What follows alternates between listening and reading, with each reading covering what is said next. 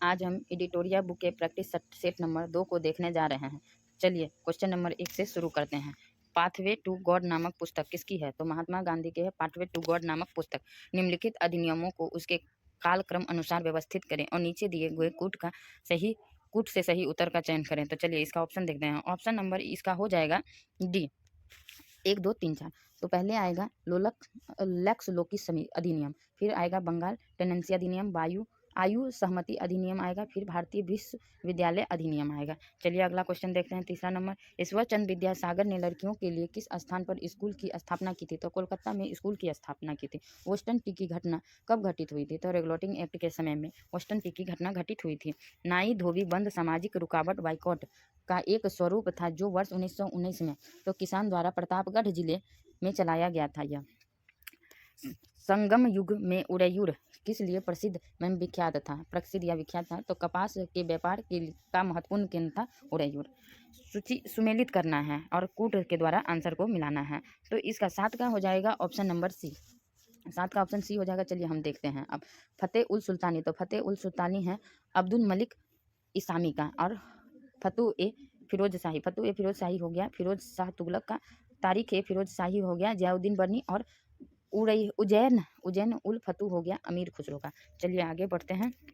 8 number question देखते हैं। 8 number question कह रहा है सिंधु सभ्यता से प्राप्त मोहर कौन से वृक्ष की आकृति मिलती है? तो सिंधु सभ्यता से प्राप्त मोहर पर पीपल के वृक्ष की आकृति मिलती है। प्रसिद्ध मराठी उपन्यास मृत्युंजय के लेखक, तो मृत्युंजय के लेखक हो जाते हैं शिवाजी सामंत हो जाते हैं मृत्युंजय के लेखक।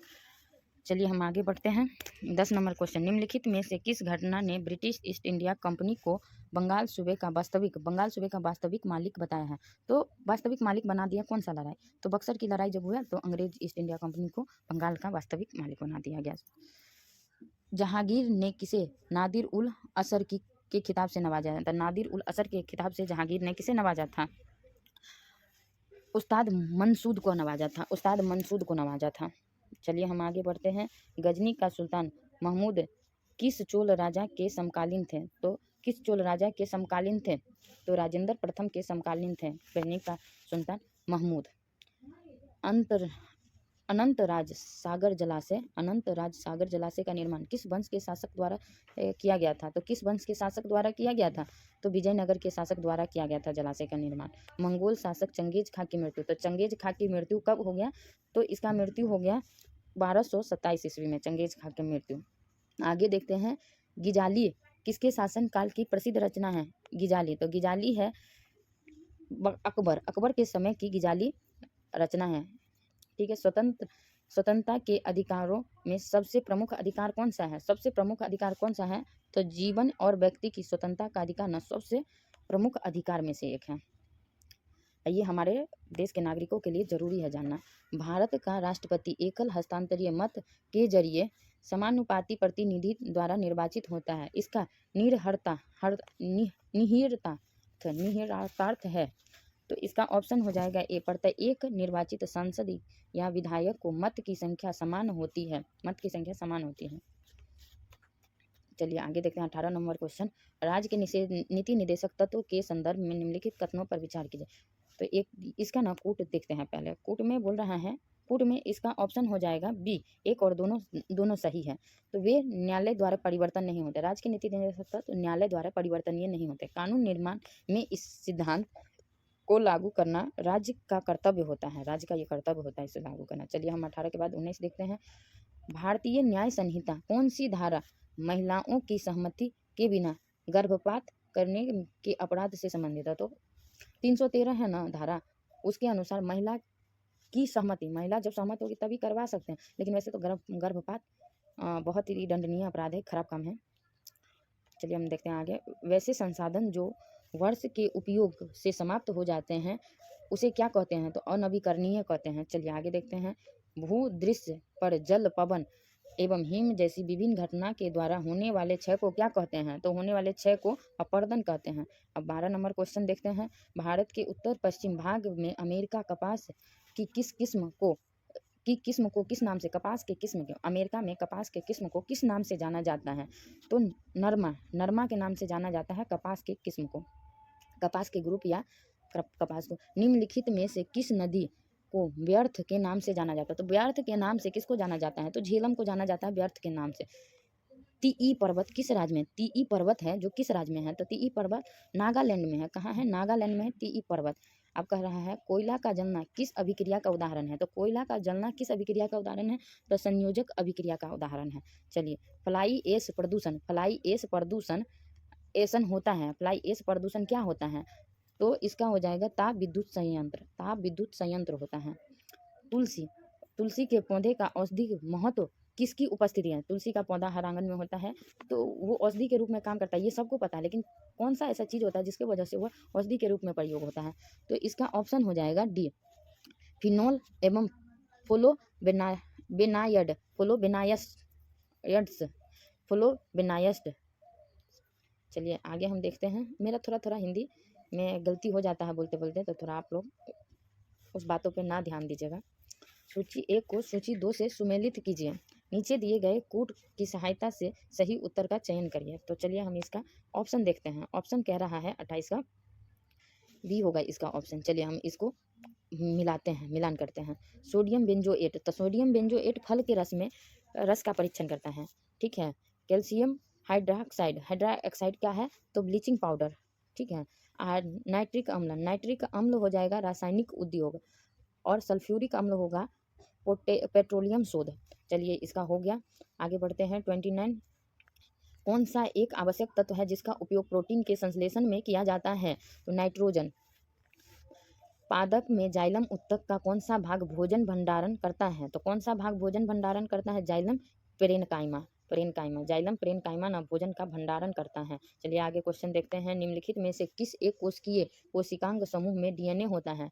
तो डीएनए होता है सूत्रकणिका केंद्रक हरित लवक, सूत्रकणिका केंद्रक हरित लवक। निम्नलिखित में से बायोमास ऊर्जा का स्रोत नहीं है, बायोमास ऊर्जा के स्रोत नहीं है, तो परमाणु ऊर्जा हो जाएगा। चलिए देखते हैं आगे। सभी लैंगिक जनन करने वाले जीवों में जीवन की उत्पत्ति होती है, तो कितनी होगी? एक कोशिकीय युग्मनज होती है, एक कोशिकीय युग्मनज होती है। चलिए आगे देखते हैं। 34 नंबर क्वेश्चन। वह जलीय पौधा जिसे प्रायः जल प्लावित धान की खेती में जैविक उर्वरक के रूप में प्रयोग किया जाता है, वह क्या है?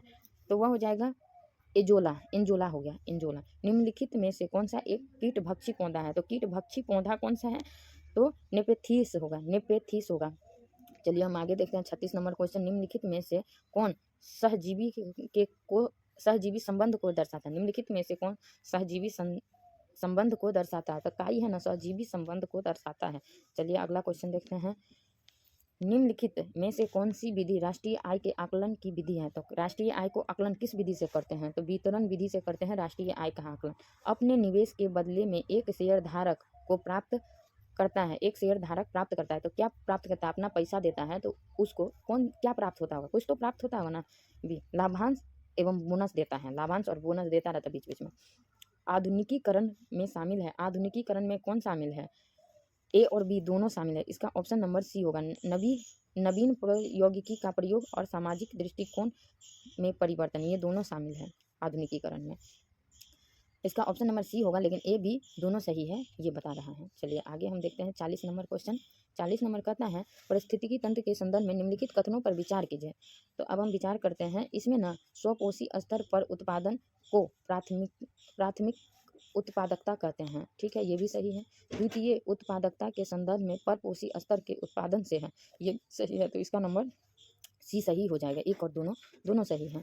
यमनिका कृष्णमूर्ति का संबंध किस नृत्य से है? यमनिका कृष्णमूर्ति किससे संबंधित है? तो कुचिपुड़ी नृत्य से संबंधित है, कुचिपुड़ी। चलिए हम आगे देखते हैं। 42 नंबर क्वेश्चन देखते हैं। निम्नलिखित घटना पर विचार कीजिए, इन्हें सही कालक्रम व्यवस्थित कीजिए। सबसे पहले से प्रारंभ करते हुए आखिरी गतिविधि तक इसको बिठाना है। सबसे पहले क्या हुआ था, किसकी खोज हुआ था, उसके बाद क्या। तो चलिए इसको हम देखते हैं। इलेक्ट्रॉन की खोज सबसे पहले हुआ, उसके बाद प्रोटॉन की खोज, उसके बाद न्यूट्रॉन की खोज, और उसके बाद पाई मेसान की खोज हुआ है। तो ऑप्शन नंबर में 3 4 2 1, 3 4 2 1 सी नंबर ऑप्शन में है। इलेक्ट्रॉन की खोज, प्रोटॉन की खोज, न्यूट्रॉन की खोज और पाई मेसान की खोज। चलिए अगला हम 43 नंबर क्वेश्चन देखते हैं।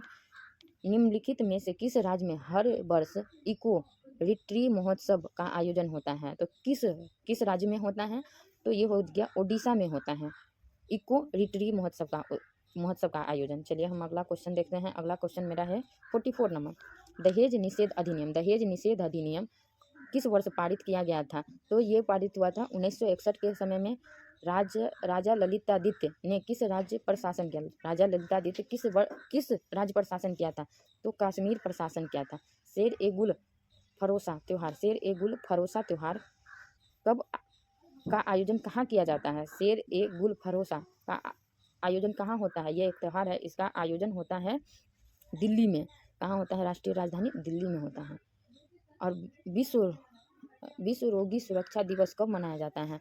तो रोगी सुरक्षा दिवस मना लेते हैं हम 17 सितंबर को। इसी दिन होता है विश्वकर्मा पूजा, उसी दिन विश्व रोगी सुरक्षा दिवस मनाते हैं। किसे पाटलिपुत्रा को पोलियो ब्रोथा कहते हैं? तो पोलियो ब्रोथा कहते हैं। ए मेगास्थनीज को पोलियो ब्रोथा कहते हैं। निम्नलिखित में से पावर लोलक एरिया वायरलेस संचार तकनीकी है? तो ब्लूटूथ है ना, ए नंबर ऑप्शन वो होगा। चलिए हम 50 नंबर लास्ट आखिरी क्वेश्चन देख रहे हैं, उसके बाद स्मरणीय तथ्य देखेंगे। किसे कृत्रिम बुद्धिमत्ता का जनक कहा जाता है? तो कृत्रिम बुद्धिमत्ता का जनक जॉन मैकार्थी को कहते हैं। जॉन मैकार्थी को बुद्धिमत्ता का जनक कहते हैं। चलिए हम स्मरणीय तथ्य देखते हैं। नक्काशीदार ईंट के प्रयोग का साक्ष्य प्राप्त होता है? तो कालीबंगा से प्राप्त होता है। नर्तकी की कांस्य मूर्ति का साक्ष्य कहाँ से प्राप्त होता है? मोहनजोदड़ो से। ये क्वेश्चन मेरा 2018 में आरपीएफ कांस्टेबल का एग्जाम हुआ था, उस टाइम पूछा गया था। शवों को दफनाने की प्रथा का प्रचलन हड़प्पा में और शवों को जलाने की प्रथा का प्रचलन मोहनजोदड़ो से प्राप्त हुआ है। 3 मुख वाले देवता की मूर्ति मोहनजोदड़ो से। मिट्टी द्वारा निर्मित हल का साक्ष्य वनमाली से। उन्नत जल प्रबंधन का साक्ष्य धौलावीरा से। अब चलिए आगे देखते हैं। शैलकृत स्थापत्य के प्राचीनतम प्रमाण प्राप्त हुए हैं धौलावीरा से। वैसी हड़प्पा कालीन स्थल जो 3 भागों में विभाजित है, धौलावीरा है 3 भागों में विभाजित। चलिए आज का सेट समाप्त हुआ। वीडियो अच्छा लगा तो लाइक कीजिए और शेयर कीजिए, सब्सक्राइब कीजिए। Bye bye.